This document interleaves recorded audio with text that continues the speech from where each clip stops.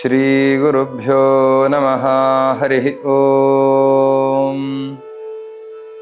ಶ್ರೀ ವೇದಾಂತ ಮಹಾಚಲಂ ಹಿ ಪರಿತಃ ಸಂಯೋಜ್ಯ ಸೂತ್ರಾಹಿಪಂ ಸದ್ವಾತಾಗಮ ಪೋಷಿತಾತ್ಮಹೃದಯಂ ತತ್ಪೂರ್ವಪಕ್ಷಾಸುರೈಃ ಸಿದ್ಧಾಂತೋಕ್ತಿ ಸುರೇಶ್ವರೈಶ್ಚ ಮಥಿತೋ ಯಃ ಕೃಷ್ಣದುಗ್ಧಾಂಬುಧಿಃ ಸ್ವೀಯಾನಾಂ ಅಮೃತಂ ಪ್ರಯಚ್ಛತಿ ಸಮಾಂ ಪಾಯಾದ್ಗುಣೋದ್ಯನ್ಮಣಿಃ. ತಪೋ ವಿದ್ಯಾ ವಿರಕ್ತ್ಯಾದಿ ಸದ್ಗುಣೌಘಾಕರಾನಹಂ ವಾದಿರಾಜಗುರೂನ್ ವಂದೇ ಹಯಗ್ರೀವದಯಾಶ್ರಯಾನ್. ಭಕ್ತಿಸುಧಾ ಜ್ಞಾನವಾಹಿನಿಯಿಂದ ನಡೀತಾ ಇರುವ ನಿರಂತರ ಜ್ಞಾನ ಕಾರ್ಯದಲ್ಲಿ ಪಾಲ್ಗೊಂಡಿರುವ ಎಲ್ಲ ಸಜ್ಜನರಿಗೂ ಅಭಿನಂದನೆಗಳನ್ನು ಸಲ್ಲಿಸ್ತಾ, ವಾದಿರಾಜ ಗುರು ಸಾರ್ವಭೌಮರ ಮಹಾಕಾವ್ಯ ರುಕ್ಮಿಣೀಶ ವಿಜಯದ ಚಿಂತನೆ ಹಿಂದಿನ ಕೆಲವು ಸಂಚಿಕೆಗಳಿಂದ ಆರಂಭಗೊಂಡಿದೆ. ಹಿಂದಿನ ಸಂಚಿಕೆಯಲ್ಲಿ ಮಂಗಲ ಪದ್ಯಗಳನ್ನು ನಾವು ಗಮನಿಸಿದ್ದೇವೆ. ಕೃಷ್ಣನ ಸ್ತೋತ್ರ, ಹಯವದನನ ಸ್ತುತಿ, ಅವನ ಪ್ರಾರ್ಥನೆ, ರುಕ್ಮಿಣೀ ದೇವಿಯ ಸ್ತೋತ್ರ, ಶ್ರೀಮದ್ ಆಚಾರ್ಯರ ಸ್ತೋತ್ರ, ಸರಸ್ವತೀ ದೇವಿಯ ಸ್ತೋತ್ರ, ಹೀಗೆ ಮಾಡಿರುವ ಮಂಗಲ ಪದ್ಯಗಳ ಅರ್ಥದ ಚಿಂತನೆಯನ್ನು ಹಿಂದಿನ ಸಂಚಿಕೆಯಲ್ಲಿ ಮಾಡಿದ್ದೇವೆ. ಈಗ ಅದರ ಮುಂದುವರೆದ ಭಾಗ, ದೇವತೆಗಳಲ್ಲಿ ಪ್ರಾರ್ಥನೆಯನ್ನು ಮಾಡಿಕೊಂಡು ಗ್ರಂಥಾಧ್ಯಯನವನ್ನು ಮಾಡಬೇಕು. ವಾದಿರಾಜರು ಈ ಗ್ರಂಥದಲ್ಲಿ ಏನು ಮಾಡಲಿಕ್ಕೆ ಹೊರಟಿದ್ದೇನೆ ಅನ್ನೋದನ್ನು ಮೊದಲಿಗೆ ಹೇಳ್ತಾರೆ. ಏನು ಮಾಡಲಿಕ್ಕೆ ಹೊರಟಿದ್ದೇನೆ, ಯಾರು ಮಾಡಲಿಕ್ಕೆ ಹೊರಟಿರೋದು ಮೊದಲು ಹೇಳ್ತಾರೆ. ಹೇಳಲಿಕ್ಕೆ ಹೊರಟಿರುವಂತಹ ವಿಷಯ ಅದು ಪರಮಾತ್ಮನ ಬಗ್ಗೆ ಹೇಳಲಿಕ್ಕೆ ಹೊರಟಿದ್ದೇನೆ. ಎಷ್ಟು ಸೊಗಸಾಗಿ ಹೇಳ್ತಾರೆ ಅಂತಂದರೆ, ನಾನು ಏನು ಮಾಡಲಿಕ್ಕೆ ಹೊರಟಿದ್ದೇನೆ, ನನ್ನ ಮುಖವನ್ನು ಪರಿಮಳಿತವನ್ನಾಗಿ ಮಾಡಲಿಕ್ಕೆ ಹೊರಟಿದ್ದೇನೆ ಅಂತ, ಸುವಾಸಿತವನ್ನಾಗಿ ಮಾಡಲಿಕ್ಕೆ ಹೊರಟಿದ್ದೇನೆ. ಅದು ಹೇಗೆ ಸುಗಂಧ ಭರಿತ ಆಗೋದು ಹೇಗೆ ಅಂದರೆ, ಸುಗಂಧವನ್ನು ಹೊತ್ತು ತಂದಿದ್ದಾರೆ ಯಾರು? ವಾಯುದೇವರು. ವಾಯುದೇವರ ಸ್ವಭಾವ ಅದು, ಸುಗಂಧವನ್ನು ಹೊತ್ತು ತರ್ತಾರೆ. ಯಾವ ಗಂಧ? ಶ್ರೀನಾಥ ಕೀರ್ತ್ಯಂಬುಜ ಸೇವ್ಯ ಗಂಧಂ ಪ್ರಾಣಸ್ಸ ಸಂಗ್ರಹ್ಯ ವಿಹರ್ತುಮೀಷ್ಟೇ ಸೋಹಂ ತದೀಯಾಗಮ ವಿಸ್ತೃತಂ ತತ್ ವಾಣೀ ಮುಖಂ ವಾಸಯಿತುಂ ವೃಣೋಮಿ. ಪರಮಾತ್ಮನ ಪಾದ ಕಮಲದಿಂದ ಹೊರಹೊಮ್ಮಿರುವ ಗಂಧ, ಕಮಲದ ಗಂಧ ನೋಡಿ. ಕಮಲದ ಗಂಧ, ಪುಷ್ಪಗಳಲ್ಲಿ ಶ್ರೇಷ್ಠವಾಗಿರುವಂತಹ ಪುಷ್ಪ ಕಮಲ ಪುಷ್ಪ. ಅದರ ಗಂಧ ಅದು ಬಹಳ ರಮಣೀಯ. ಅಂತಹ ಕಮಲದ ಗಂಧ ಅದನ್ನು ಗಾಳಿ ಹೊತ್ತು ತರುವಂತೆ ಶ್ರೀಮದ್ ಆಚಾರ್ಯರು ಶ್ರೀಕೃಷ್ಣನ ಪಾದ ಕಮಲದ ಗಂಧ ಪರಿಮಳ, ಆ ಗುಣಗಳ ಸೊಬಗನ್ನು ತಂದು ಹಂಚಿದ್ದಾರೆ. ಅದು ಮುಖ್ಯ ಪ್ರಾಣದೇವರಿಗೆ ಅದರ ಸ್ವಭಾವ, ಅವರಿಗೆ ಅದು ಲೀಲೆ. ಅದರ ಜೊತೆಯಲ್ಲಿ ಅವರಿಗೆ ಅದು ಬಹಳ ಪ್ರಿಯವಾಗಿರುವಂತಹ ಕಾರ್ಯ. ಪ್ರಾಣ ಸಹ ಸಂಗೃಹ್ಯ ವಿಹರ್ತುಮೀಷ್ಟೇ. ವಾಯುದೇವರು ಅದನ್ನು ಸಂಗ್ರಹ ಮಾಡಬೇಕು, ಪರಮಾತ್ಮನ ಪಾದ ಕಮಲದ ಗಂಧವನ್ನು ಸಂಗ್ರಹಿಸಬೇಕು, ಅದರಲ್ಲಿ ಆನಂದಿಸ್ತಾ ಇರಬೇಕು. ಇದು ಅವರಿಗೆ ಅತ್ಯಂತ ಪ್ರಿಯವಾಗಿರುವಂತಹ ಕಾರ್ಯ. ವಾಯುದೇವರು ಹಾಗೆ ಪರಮಾತ್ಮನ ಪಾದ ಕಮಲದ ಗಂಧವನ್ನು ಹೊತ್ತು ತಂದಿದ್ದಾರೆ, ಪಸರಿಸಿದ್ದಾರೆ. ಆ ಪಸರಿಸಿರುವ ಆ ಪರಮಾತ್ಮನ ಪಾದ ಕಮಲದ ಗಂಧದಿಂದ ನನ್ನ ಮುಖಶುದ್ಧಿಯನ್ನು ಮಾಡಿಕೊಳ್ಳಿಕ್ಕೆ ಹೊರಟಿದ್ದೇನೆ. ಹೇಗೆ? ವಾಣಿ ಮುಖಂ ತದ್ವಾಣಿ ಮುಖಂ. ಆ ಮಾತಿನಿಂದ ಪರಮಾತ್ಮನ ಪಾದ ಕಮಲದ ಮಹಿಮೆಯನ್ನು ಹೇಳುವ ಮುಖಾಂತರ ನನ್ನ ಮುಖವನ್ನು ಸುವಾಸಿತವನ್ನಾಗಿಸಲಿಕ್ಕೆ ನಾನು ಹೊರಟಿದ್ದೇನೆ. ಇಲ್ಲಿ ಬಹಳ ಸ್ವಾರಸ್ಯದ ಒಂದು ಪದ ಇದೆ. ಸೋಹಂ ಅನ್ನೋ ಪದವನ್ನು ಹೇಳ್ತಾರೆ. ಸೋಹಂ ತದೀಯಾಗಮ ವಿಸ್ತೃತಂ. ತದೀಯ ಆಗಮ ಅಂದರೆ ಎರಡರ್ಥ. ಮುಖ್ಯ ಪ್ರಾಣದೇವರು ಗಾಳಿ ಅಂತ ತಗೊಂಡಾಗ ತದೀಯ ಆಗಮ, ಗಾಳಿ ಬೀಸುವಿಕೆಯಿಂದ ಹಬ್ಬಿರುವಂತಹ ಈ ಗಂಧ. ತದೀಯ ಆಗಮ ಅಂತಂದರೆ ಮುಖ್ಯ ಪ್ರಾಣದೇವರ ಅವತಾರವಾಗಿರುವ ಶ್ರೀಮನ್ ಮಧ್ವಾಚಾರ್ಯರ ಆಗಮ ಗ್ರಂಥಗಳು, ಅದರಿಂದ ಹಬ್ಬಿರುವಂತಹ ಈ ಸುಗಂಧ ಯಾವುದು? ಪರಮಾತ್ಮನ ಪಾದಕಮಲದ ಮಹಿಮೆ. ಶ್ರೀಮದ್ ಆಚಾರ್ಯರು ಬಂದಿರಲಿಲ್ಲ ಅಂತಾದರೆ ಪರಮಾತ್ಮನ ಪಾದಗಳ ಮಹಿಮೆ ನಮಗೇನು ಅರ್ಥ ಆಗ್ತಾ ಇತ್ತು? ತಪ್ಪು ಕಲ್ಪನೆಗಳಲ್ಲಿ ಒದ್ದಾಡಬೇಕಾಗಿತ್ತು. ಶ್ರೀಮದ್ ಆಚಾರ್ಯರು ಪುರಾಣಗಳ ಅಭಿಪ್ರಾಯ ಏನು, ವೇದಗಳ ಅಭಿಪ್ರಾಯ ಏನು, ಉಪನಿಷತ್ತುಗಳ ಮರ್ಮ ಏನು ಅನ್ನೋದನ್ನು ತಿಳಿಸಿ ಪರಮಾತ್ಮನ ಪಾದ ಕಮಲದ ಗಂಧವನ್ನು ನಮಗೆಲ್ಲರಿಗೂ ಕೂಡ ಆಘ್ರಾಣಿಸುವಂತೆ ಅನುಗ್ರಹ ಮಾಡಿದ್ದಾರೆ. ಅದು ಉಳಿದವರು ಅದನ್ನು ಸೇವಿಸೋದಷ್ಟೇ. ವಾದಿರಾಜರಂತಾರೆ ಸೋಹಂ, ಸೋಹಂ ಅಂತನ್ನುವ ಶಬ್ದ ಅಂತಹ ನಾನು ಅಂತ. ಅಂತಹ ನಾನು, ಅಂತಹ ನಾನು ಅಂತಂದ್ರೆ ಏನು? ಈ ಮಾತನ್ನು ವಿಚಾರ ಮಾಡಬೇಕು ಅಂತಂದ್ರೆ ವಾದಿರಾಜರು ವ್ಯಕ್ತವಾಗಿ ಈ ಗ್ರಂಥದಲ್ಲಿ ಅವರು ರುಜುಗಳು ಅನ್ನೋದನ್ನು ತೋರಿಸಿಕೊಟ್ಟಿದ್ದಾರೆ ಅಂತ. ಇಲ್ಲಿ ಮುಖ್ಯ ಪ್ರಾಣದೇವರು ಪರಮಾತ್ಮನ ಪಾದ ಕಮಲದ ಗಂಧವನ್ನು ಹೊತ್ತು ಸಾಗುತ್ತಾರೆ ಅಂತ ಹೇಳಿ ಅಂತಹ ನಾನು ಅಂತಂದ್ರೆ ಆ ಪ್ರಾಣ ಪದವಿಗೆ ಹೋಗಲಿರುವ ನಾನು ಅಂತ ಅರ್ಥ ಹೇಳಿದೇನೆ ಇನ್ನು ಯಾವ ಅರ್ಥ ಹೇಳಿದರೆ ಅಲ್ಲಿ ಹೊಂದಾಣಿಕೆ ಆಗ್ಲಿಕ್ಕೆ ಸಾಧ್ಯ? ಅಹಂ ಅಂತಷ್ಟೇ ಹೇಳಿದರೆ ಸಾಕಾಗಿತ್ತು. ನಾನು ಮುಖ್ಯ ಪ್ರಾಣದೇವರು ಪಾದ ಕಮಲದ ಗಂಧವನ್ನ ಎಲ್ಲ ಕಡೆ ಪಸರಿಸಿದ್ದಾರೆ, ವಿಹರಿಸ್ತಾ ಇದ್ದಾರೆ.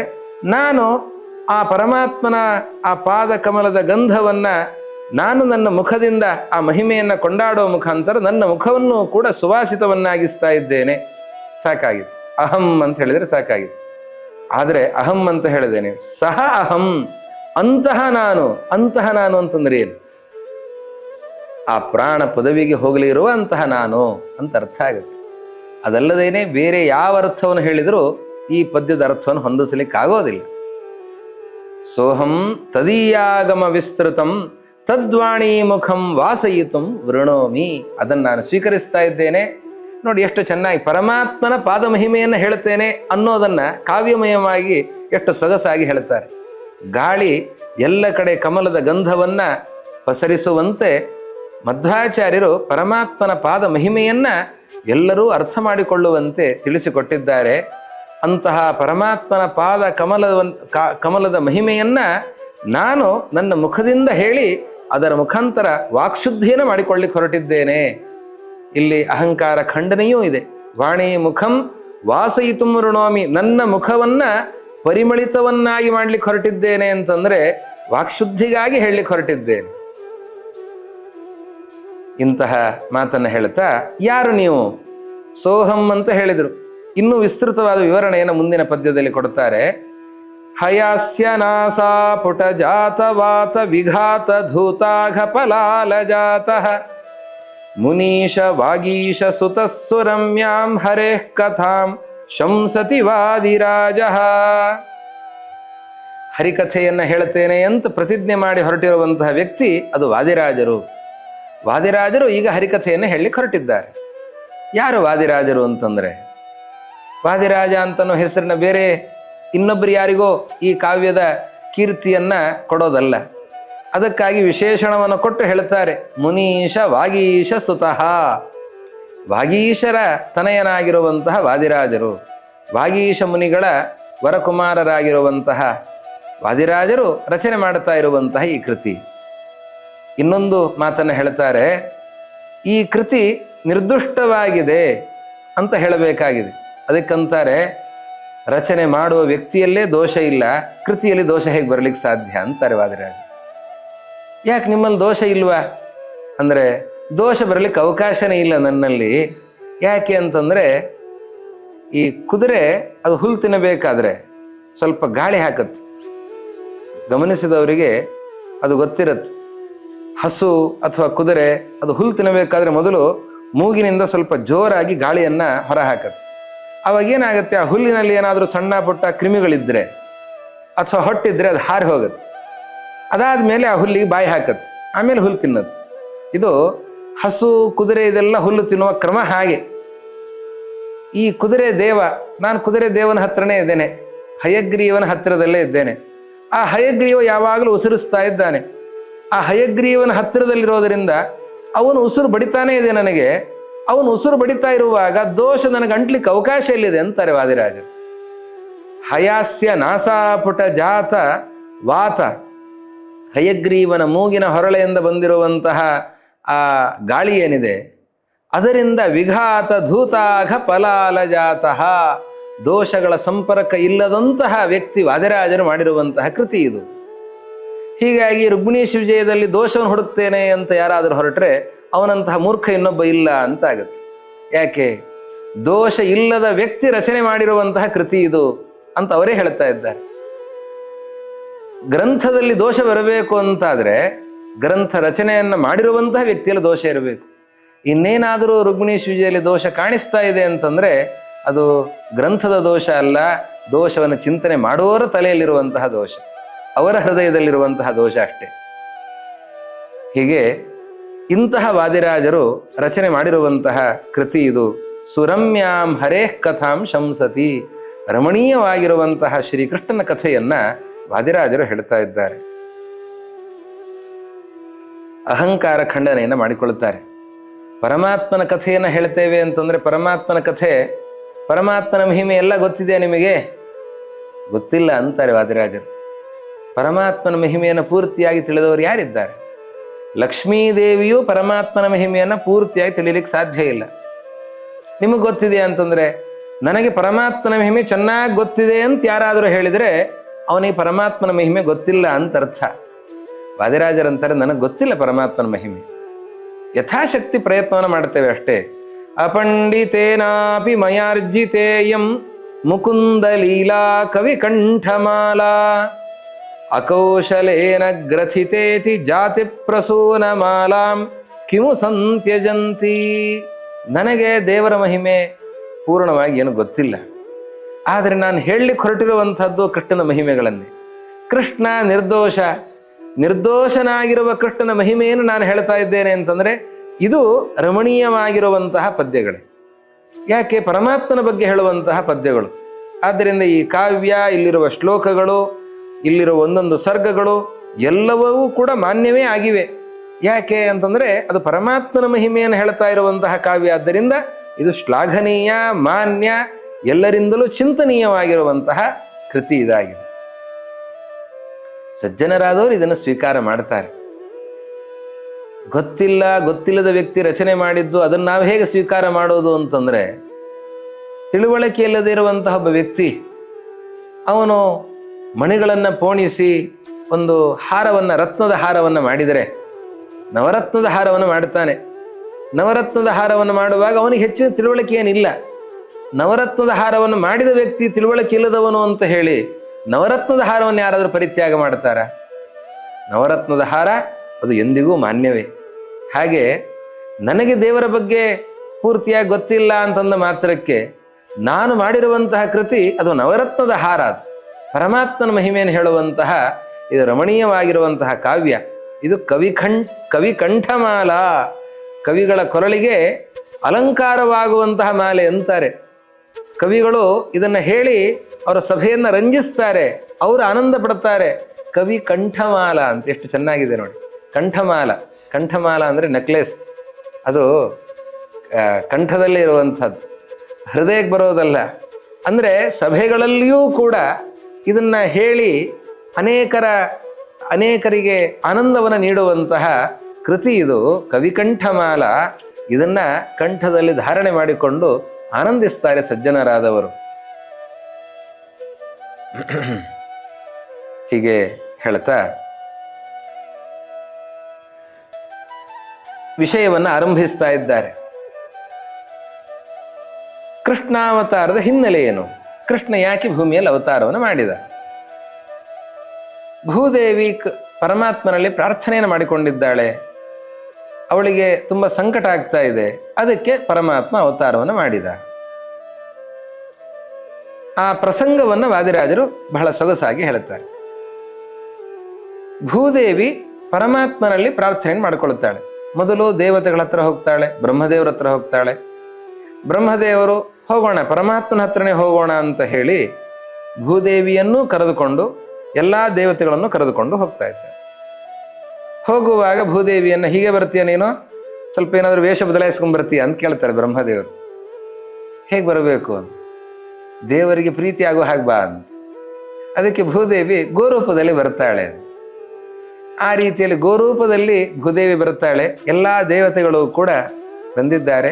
ಎಲ್ಲರೂ ಕ್ಷೀರ ಸಮುದ್ರಕ್ಕೆ ಹೋಗಿ ಅಲ್ಲಿ ಪರಮಾತ್ಮನಲ್ಲಿ ಪ್ರಾರ್ಥನೆಯನ್ನ ಮಾಡಿಕೊಳ್ಳುತ್ತಾರೆ ಅಂತನ್ನುವ ಕಥೆ ಇದು ಭಾಗವತದಲ್ಲಿ ಬಹಳ ಪ್ರಸಿದ್ಧವಾಗಿರುವಂತಹ ಕಥೆ. ಆ ಭಾಗವನ್ನ ಒಂದು ರೀತಿಯಲ್ಲಿ ರುಕ್ಮಿಣೀ ಶಿವಜಿಯ ಭಾಗವತಕ್ಕೆ ವ್ಯಾಖ್ಯಾನ ಇದ್ದ ಹಾಗೆ. ಭಾಗವತದ ಪದ್ಯಗಳಿಗೆ ಪ್ರತ್ಯೇಕವಾಗಿ ವ್ಯಾಖ್ಯಾನ ಗ್ರಂಥವನ್ನು ವಾದಿರಾಜರು ರಚನೆ ಮಾಡಲಿಲ್ಲ. ಆದರೆ ಸಾಕಷ್ಟು ಭಾಗವತದ ಪದ್ಯಗಳಿಗೆ ವ್ಯಾಖ್ಯಾನ ಮಾಡಿದ್ದಾರೆ. ಯುಕ್ತಿಮಲ್ಲಿಕಾ ಗ್ರಂಥದಲ್ಲಿ ಬಹಳಷ್ಟು ಭಾಗವತದ ಪದ್ಯಗಳಿಗೆ ವ್ಯಾಖ್ಯಾನ ಇದೆ. ರುಕ್ಮಿಣೀ ವಿಜಯದಲ್ಲಿ ಹೇರಳವಾಗಿ ಭಾಗವತದ ಪದ್ಯಗಳಿಗೆ ವ್ಯಾಖ್ಯಾನವನ್ನು ನಾವು ಕಾಣಬಹುದಾಗಿದೆ. ಇದು ಒಂದೊಂದು ಶ್ಲೋಕವನ್ನು ಹಿಡಿದು ವ್ಯಾಖ್ಯಾನದ ರೀತಿಯಲ್ಲಿ ಮಾಡದೇನೆ ಅವರು ಕಾವ್ಯ ಇದನ್ನು ಪ್ರತ್ಯೇಕವಾಗಿ ನೋಡುವಾಗ ಇದೊಂದು ಪ್ರತ್ಯೇಕವಾದಂತಹ ಕಾವ್ಯ. ಭಾಗವತವನ್ನು ನೋಡಿ ರುಕ್ಮಿಣೀ ವಿಜಯನ್ ನೋಡುವಾಗ ಭಾಗವತಕ್ಕಿದು ವ್ಯಾಖ್ಯಾನ. ಆ ರೀತಿಯಲ್ಲಿ ವ್ಯಾಖ್ಯಾನದ ರೂಪದಿಂದ ವಾದಿರಾಜರು ಅದನ್ನು ಹೇಳ್ತಾ ಈ ಪ್ರಸಂಗವನ್ನು ಹೇಳ್ತಾ ಇದ್ದಾರೆ. ಭೂದೇವಿ ಯಾಕೆ ಮೊದಲಿಗೆ ಪ್ರಾರ್ಥನೆಗೆ ಅಂತ ಹೋಗಿದ್ದಾಳೆ? ಏನು ಸಮಸ್ಯೆ ಆಗಿತ್ತು ಅವಳಿಗೆ? ಅವಳಿಗೆ ಭಾರ ಆಗಿತ್ತು. ಭಾರ ಆಗಿತ್ತು ಅಂತಂದರೆ ಯಾಕೆ ಭಾರ ಆಯಿತು ಅವಳಿಗೆ? ಭೂದೇವಿ ದೊಡ್ಡ ದೊಡ್ಡ ಪರ್ವತಗಳನ್ನು ಧಾರಣೆ ಮಾಡಿದ್ದಾಳೆ, ದೊಡ್ಡ ದೊಡ್ಡ ಹೆಮ್ಮರಗಳನ್ನು ಧಾರಣೆ ಮಾಡಿದ್ದಾಳೆ. ನೂರಾರು ಜನ, ಸಾವಿರಾರು ಜನ ಸುತ್ತಲೂ ಕೂಡುವಂತಹ ದೊಡ್ಡ ದೊಡ್ಡ ಆಲದ ಮರಗಳಿವೆ. ಅಂತಹ ಮರಗಳನ್ನ ಆ ನೆರಳಿನಲ್ಲಿ ಅಷ್ಟು ಜನ ಕೂಡಬಹುದು. ಆ ಮರ ಎಷ್ಟು ಭಾರ ಇರುತ್ತದೆ, ಅದರ ಬೇರು ಎಷ್ಟು ಹಬ್ಬಿಕೊಂಡಿರುತ್ತದೆ. ಅಂತಹ ಮರಗಳನ್ನು ಧಾರಣೆ ಮಾಡಿರುವ ಭೂದೇವಿಗೆ, ನದಿಗಳನ್ನು ಹೊತ್ತಿರುವಂತಹ ಭೂದೇವಿಗೆ, ಇಷ್ಟೆಲ್ಲ ಸಮುದ್ರಗಳಿರುವಂತಹ ಭೂದೇವಿಗೆ, ಪರ್ವತಗಳಿರುವಂತಹ ಭೂದೇವಿಗೆ ಮಾನವರು ಭಾರ ಆಗ್ತಾರ ಅಂತಂದ್ರೆ ಅದಕ್ಕೆ ಹೇಳ್ತಾ ಇದ್ದಾರೆ, ಪಾಪಿಗಳು ಹೆಚ್ಚಾಗಿದ್ದಾರೆ. ಪಾಪಿಗಳು ಹೆಚ್ಚಾದದ್ದರಿಂದ ಭೂದೇವಿಗೆ ಅದು ಸಹನೆ ಆಗ್ತಾ ಇಲ್ಲ. ದೈತ್ಯರೇ ಭೂಮಿಯಲ್ಲಿ ಹೆಚ್ಚು ತುಂಬಿಕೊಂಡಿದ್ದಾರೆ. ಅಸಹ್ಯ ಭಾರಾರ್ಜಿತ ಸರ್ವಗಾತ್ರಿ, ಅವಳಿಗೆ ತುಂಬಾ ಹಿಂಸೆ ಆಗ್ತಾ ಇದೆ ಅಂತ. ನಮಗೆ ಬೇಕಾಗಿರೋದನ್ನ ಹೊತ್ತು ಸಾಗುವಾಗ ಎಷ್ಟು ಭಾರ ಇದ್ರೂ ಕೂಡ ಅದು ಭಾರ ಅಂತ ಅನಿಸೋದಿಲ್ಲ. ತಾಯಿ ಮಕ್ಕಳನ್ನು ಹೊತ್ಕೊಂಡು ಹೋಗ್ತಾ ಇರ್ತಾಳೆ. ಆ ಮಗುವನ್ನು ಸ್ವಲ್ಪ ಹೊತ್ತು ಇನ್ನೊಬ್ಬರಿಗೆ ಕೊಟ್ರೆ ಅವರು ಭಾರ ಅಂತ ಅನ್ಬಹುದೇನೋ, ಆದರೆ ತಾಯಿ ಹೊತ್ಕೊಂಡು ಬಹಳ ದೂರದ ತನಕ ಹಾಗೆ ಹೋಗ್ತಿರ್ತಾಳೆ, ಅವಳಿಗೆ ಭಾರ ಅಂತ ಅನಿಸೋದೇ ಇಲ್ಲ. ಗರ್ಭಿಣಿಯಾದಾಗ ತಾಯಂದಿರು ಮಕ್ಕಳನ್ನು ಹೊತ್ತು ತಿರುಗುತ್ತಾ ಇರ್ತಾರೆ, ಅವ್ರಿಗೆ ಯಾವತ್ತಾದ್ರೂ ಭಾರ ಅಂತ ಅನಿಸುತ್ತಾ? ತನ್ನ ಮಕ್ಕಳು ತನಗೆ ಭಾರ ಆಗೋದಿಲ್ಲ ತಾಯಂದಿರಿಗೆ. ಆದರೆ ಬೇಡಾದ ವಸ್ತು, ಬೇಡಾದ ವ್ಯಕ್ತಿ ಬಂದ ಅಂತಾದರೆ ಅದು ಭಾರ ಅಂತ ಆಗುತ್ತೆ. ಭೂದೇವಿಗೆ ಭಾರ ಅಂತ ಆದದ್ದು ಯಾಕೆ ಅಂತಂದ್ರೆ, ಮುಕುಂದ ವಿದ್ವೇಷಿ ಭರೇಣ ಭಿನ್ನ ಬಭೂವ ಸಾಕ್ಷಾಂತಿಯುತಾಪಿ ಖಿನ್ನ ತಥಾ ಹಿ ಲೋಕೆ ಪತಿನಿಂದಕೇಭ್ಯಃ ಪತಿವ್ರತಾನಾಂ ಅಪರಃ ಕ್ವ ಭಾರಃ. ಅವಳಿಗೆ ಭಾರ ಅಂತ ಅನಿಸಿದ್ದು ಯಾಕೆ ಅಂತಂದ್ರೆ, ಭೂಮಿಯಲ್ಲಿ ಇರುವಂಥವರು ಅಯೋಗ್ಯರು ತುಂಬಿಕೊಂಡಿದ್ದಾರೆ, ದೈತ್ಯರು ಸೇರ್ಕೊಂಡಿದ್ದಾರೆ. ಅವರೆಲ್ಲ ಬಂದವರು ವಿಷ್ಣು ದ್ವೇಷವನ್ನು ಮಾಡ್ತಾ ಇದ್ದಾರೆ, ಹರಿನಿಂದನೆಯನ್ನು ಮಾಡ್ತಾ ಇದ್ದಾರೆ, ಭಗವತ್ ಕಾರ್ಯವನ್ನು ಮಾಡುವವರನ್ನು ತಡೀತಾ ಇದ್ದಾರೆ. ಅದು ಅವಳಿಗೆ ಸಹನೆ ಆಗ್ತಾ ಇಲ್ಲ. ಮನೆಗೆ ಅತಿಥಿಗಳು ಬರ್ತಾರೆ, ಪರಿವಾರದವರು ಬರ್ತಾರೆ ಅಂದರೆ ಗೃಹಿಣಿಯಾದವಳು ಸಂತೋಷ ಪಡುತ್ತಾಳೆ. ಸಂಭ್ರಮದಿಂದ ಅನೇಕ ಬಗೆ ಬಗೆಯ ಪಾಕಗಳನ್ನು ಮಾಡಿ, ಅಡಿಗೆ ಪದಾರ್ಥಗಳನ್ನು ಮಾಡಿ ತಾನೇ ಬಡಿಸಿ, ಇಷ್ಟು ಮಾಡ್ತಾ ಇದ್ದಿ, ಇಷ್ಟು ಅಡಿಗೆ ಮಾಡಿದ್ದಿ, ಇಷ್ಟು ಬಡಿಸ್ತಾ ಇದ್ದಿ, ನಿಂಗೆ ಶ್ರಮ ಆಗೋದಿಲ್ಲ ಅಂತಂದ್ರೆ ಪಾತ್ರೆ ತೊಳಿಲಿಕ್ಕೂ ನಿಂತುಕೊತಾಳೆ. ಮನೆ ಶೋಧನೆಯನ್ನು ಮಾಡ್ತಾ ಇದ್ದಾಳೆ. ಅವಳಿಗೆ ಭಾರ ಅಂತ ಅನಿಸೋದಿಲ್ಲ, ಸಂತೋಷ ಆಗತ್ತೆ. ಯಾಕೆ? ತನ್ನವರು ಬಂದಿದ್ದಾರೆ, ಅದೊಂದು ಉತ್ಸಾಹ. ಉತ್ಸಾಹದಲ್ಲಿ ಈ ಕಾರ್ಯಗಳನ್ನು ಮಾಡ್ತಾಳೆ. ಅದೇ ಮನೆಗೆ ಬಂದಂತಹ ವ್ಯಕ್ತಿ, ಅವನು ಗಂಡನನ್ನು ಬೈತಾ ಇದ್ದಾನೆ, ನಿನ್ನ ಗಂಡ ಸರಿಯಿಲ್ಲ ಅವನು ಅಂತ ಹೇಳಿ ಗಂಡನ ಬಗ್ಗೆ ಇಲ್ಲ ಸಲ್ಲದ ಆರೋಪಗಳನ್ನು ಮಾಡ್ತಾ ಇದ್ರೆ ಕೆಟ್ಟ ಹೆಣ್ಣಿಗೆ ಸಂತೋಷ ಆಗತ್ತೋ ಏನೋ. ಆದರೆ ಪತಿವ್ರತೆಯರಿಗೆ ಮಾತ್ರ ಆಗೋದಿಲ್ಲ, ಸಹನೆ ಆಗೋದಿಲ್ಲ. ಗಂಡನನ್ನು ಬೈದರೆ, ತಾಯಿಯ ಮುಂದೆ ಮಕ್ಕಳನ್ನು ಬೈದರೆ ಸಹನೆ ಆಗೋದಿಲ್ಲ. ಪತಿಯನ್ನು ಬೈದರೆ ಪತಿವ್ರತೆಗೆ ಸಹನೆ ಆಗೋದಿಲ್ಲ. ಮಹಾಪತಿವ್ರತೆ ಭೂದೇವಿ, ಪರಮಾತ್ಮನ ವರಾಹ ರೂಪಿಯಾದಂತಹ ಪರಮಾತ್ಮನ ಮಡದಿಯಾಗಿದ್ದಾಳೆ. ಅಂತಹ ಭೂದೇವಿಗೆ ಇವರೆಲ್ಲ ವಿಷ್ಣು ದ್ವೇಷಿಗಳು ಸೇರಿಕೊಂಡಿದ್ದಾರೆ. ಜರಾಸಂಧ ಇದ್ದಾನೆ, ಕಂಸ ಇದ್ದಾನೆ, ನರಕಾಸುರ ಇದ್ದಾನೆ. ಆಗಿನ ಕಾಲದಲ್ಲಿ ಎಲ್ಲ ಲೋಕಕಂಟಕರು, ಭಗವನ್ ನಿಂದಕರು, ಭಗವದ್ ದ್ವೇಷಿಗಳು, ಎಲ್ಲ ಭಗವತ್ ಕಾರ್ಯಗಳನ್ನು ತಡೀತಾ ಇರುವಂಥವರು ಅವರೆಲ್ಲ ಸೇರಿಕೊಂಡಿದ್ದಾರೆ. ಒಂದು ಕಡೆಯಿಂದ ಕಂಸ, ಮತ್ತೊಂದು ಕಡೆಯಿಂದ ಜರಾಸಂಧ, ಮತ್ತೊಂದು ಕಡೆಯಿಂದ ನರಕಾಸುರ, ಹೀಗೆ ಅನೇಕರು. ಕಂಸ ಶಿಶುಹಂತಕ, ಜರಾಸಂಧ ನರಹಂತಕ, ಇನ್ನು ನರಕಾಸುರ ಸ್ತ್ರೀಹಂತಕ. ಸ್ತ್ರೀಯರನ್ನೆಲ್ಲ ಅಪಹಾರ ಮಾಡ್ತಾ ಇದ್ದಂತಹ ವ್ಯಕ್ತಿ ನರಕಾಸುರ. ಪುರುಷರನ್ನೆಲ್ಲ ಅಪಹಾರ ಮಾಡಿ, ರಾಜಕುಮಾರರನ್ನೆಲ್ಲ ಅಪಹಾರ ಮಾಡಿ ಅವನು ಸೆರೆಮನೆಯಲ್ಲಿಟ್ಟಂಥವನು ಜರಾಸಂಧ. ಇನ್ನು ಶಿಶುಗಳನ್ನು ಹತ್ಯೆಯನ್ನು ಮಾಡಲಿಕ್ಕೆ ಆದೇಶ ಕೊಡುವಂಥವನು ಕಂಸ. ಅಂತಹ ದುಷ್ಟ ಸ್ವಭಾವದವರು. ಇದನ್ನು ಮುಂದೆ ಮಾಡ್ತಾನೆ ಈ ಕಾರ್ಯವನ್ನು, ಆದರೂ ಕೂಡ ಆ ಸ್ವಭಾವನೇ ಅಷ್ಟು ದುಷ್ಟ. ತಂದೆಯನ್ನೇ ಕಾರಾಗೃಹದಲ್ಲಿಟ್ಟಂಥವನು, ಎಲ್ಲ ಜನರಿಗೆ ಹಿಂಸೆಯನ್ನು ಕೊಡ್ತಾ ಇದ್ದಂಥವನು, ವಿಷ್ಣು ವೈಷ್ಣವ ದ್ವೇಷವನ್ನು ಮಾಡ್ತಾ ಇದ್ದಂಥವನು. ಇಂತಹ ಕಂಸ ಮೊದಲಾದಂತಹ ವ್ಯಕ್ತಿಗಳ ಆ ಉಪಟಳವನ್ನು ತಡಿಲಿಕ್ಕಾಗಲಿಲ್ಲಂತೆ ಭೂದೇವಿ. ಬಹಳ ಹಿಂಸೆಯಿಂದ ಅನುಭವಿಸ್ತಾ ಇದ್ದಾಳೆ. ಸರ್ವಗಾತ್ರಿ, ಆರ್ಧಿತ ಸರ್ವಗಾತ್ರಿ, ಹಿಂಸೆ ಆಗ್ತಾ ಇದೆ ಅವಳಿಗೆ, ತಡ್ಕೊಳ್ಳಿಕ್ಕಾಗ್ತಾ ಇಲ್ಲ. ಬಂದು ಅಳತಾ ಬ್ರಹ್ಮದೇವರ ಹತ್ರ ಹೇಳ್ತಾಳಂತೆ, ನಂಗೆ ತಡ್ಕೊಳ್ಳಿಕ್ಕಾಗ್ತಾ ಇಲ್ಲ. ಬ್ರಹ್ಮದೇವರು ಸರಿ ಹೋಗೋಣ, ಪರಮಾತ್ಮನ ಹತ್ರ ಹೋಗೋಣ ಅಂತ.